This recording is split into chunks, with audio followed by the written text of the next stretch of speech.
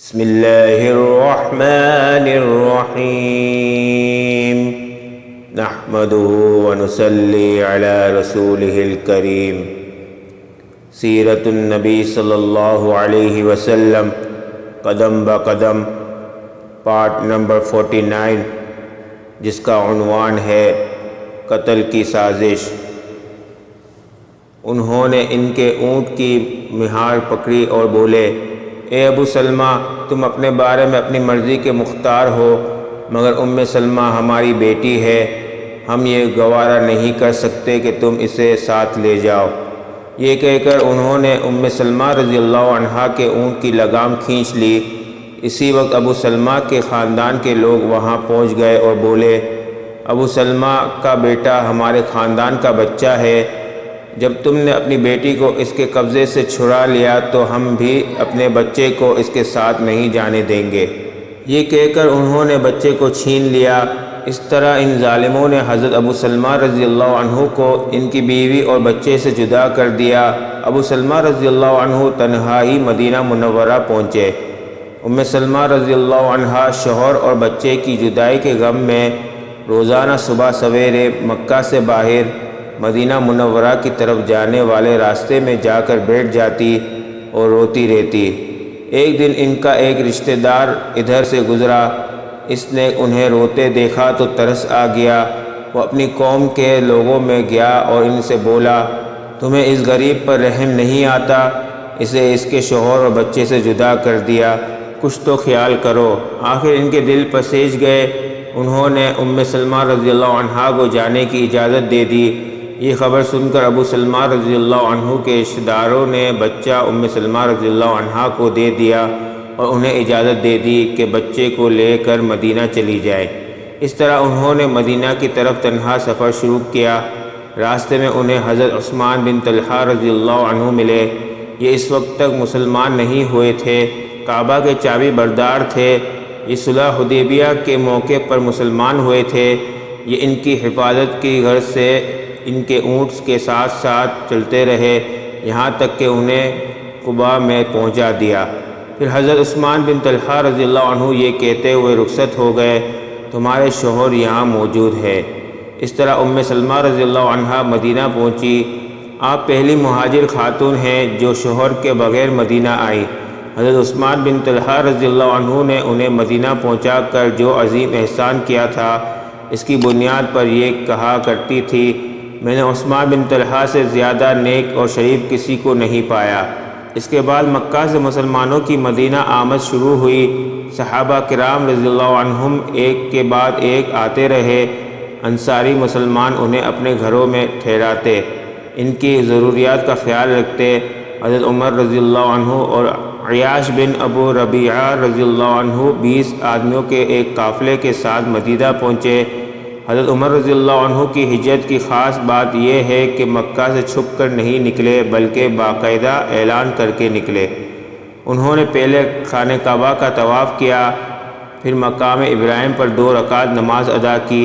اس کے بعد مشرکین سے بولے، جو شخص اپنے بچوں کو یتیم کرنا چاہتا ہے، اپنی بیوی کو بیوہ کرنا چاہتا ہے یا اپنی ماں کی گود ویران کرنا چاہتا ہے، وہ مجھے جانے سے روک کر دکھائے۔ ان کا اعلان سن کر سارے قریش کو سانپ سونگھ گیا، کسی نے ان کا پیچھا کرنے کی جرت نہ کی۔ وہ بڑے وقار سے ان سب کے سامنے روانہ ہوئے۔ حضرت ابوبکر صدیق رضی اللہ عنہ بھی ہجرت کی تیاری کر رہے تھے۔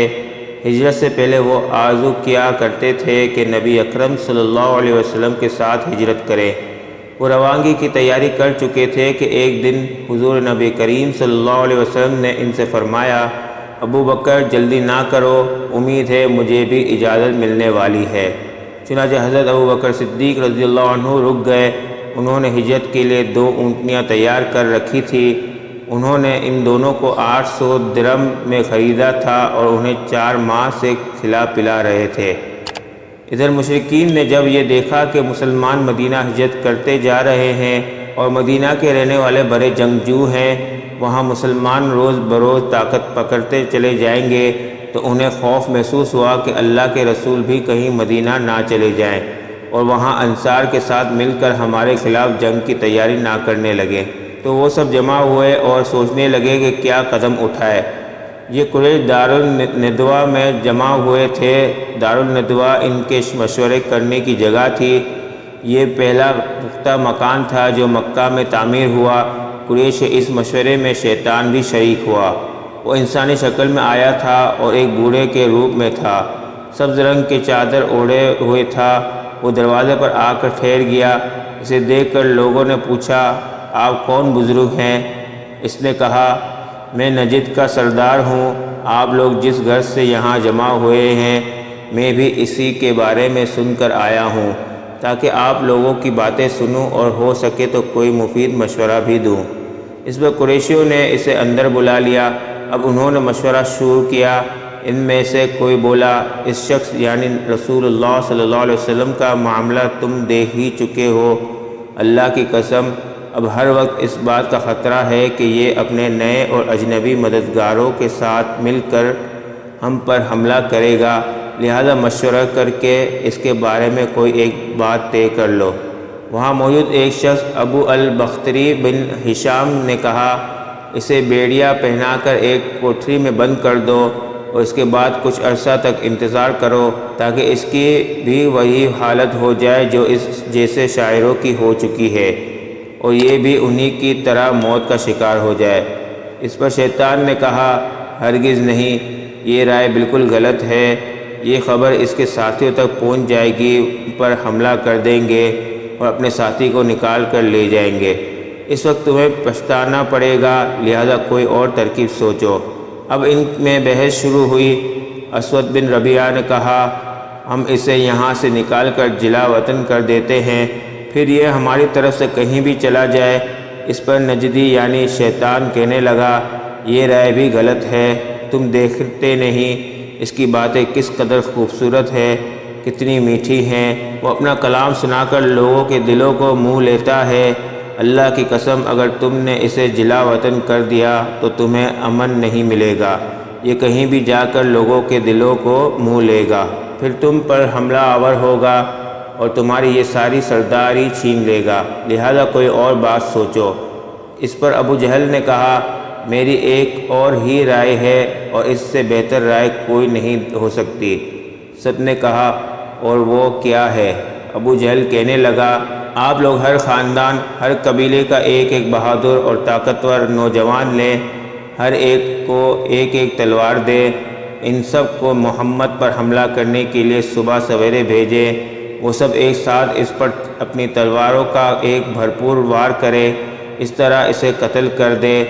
اس سے ہوگا یہ کہ اس کے قتل میں سارے قبیلے شامل ہو جائیں گے، لہذا محمد کے خاندان والوں میں اتنی طاقت نہیں ہوگی کہ وہ ان سب سے جنگ کرے، لہذا وہ خون بہا یعنی فدیے کی رقم لینے پر آمادہ ہو جائیں گے، وہ ہم انہیں دے دیں گے۔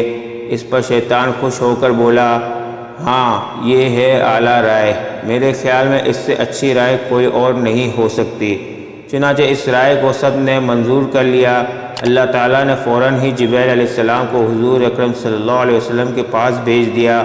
انہوں نے عرض کیا، آپ روزانہ جس بستر پر سوتے ہیں آج اس پر نہ سوئیں۔ اس کے بعد انہوں نے مشرکین کی سازش کی خبر دی۔ چنانچہ سورۃ الانفال کی آیت 30 میں آتا ہے، ترجمہ، اور اس واقعے کا بھی ذکر کیجئے جب کافر لوگ آپ کی نسبت بری بری تدبیریں سوچ رہے تھے کہ آیا آپ کو قید کر لے یا قتل کر ڈالے یا آپ کو جلا وطن کر دے، اور وہ اپنی تدبیریں کر رہے تھے اور اللہ اپنی تدبیر کر رہا تھا، اور سب سے زیادہ مضبوط تدبیر والا اللہ ہے۔ غرض جب رات ایک تہائی گزر گئی تو مشرکین کا ٹولہ حضور اکرم صلی اللہ علیہ وسلم کے گھر تک پہنچ کر چھپ گیا۔ وہ انتظار کرنے لگا کہ کب وہ سوئے اور وہ سب یکدم ان پر حملہ کر دیں۔ ان کفار کی تعداد 100 تھی۔ سبحان ربک رب العزت عما یصفون وسلام علی المرسلین والحمد للہ رب العالمین۔ ملتے ہیں اگلے عنوان میں جس کا نام ہے مکہ سے غار ثور تک۔ تب تک کے لیے اجازت دیجیے، اللہ حافظ۔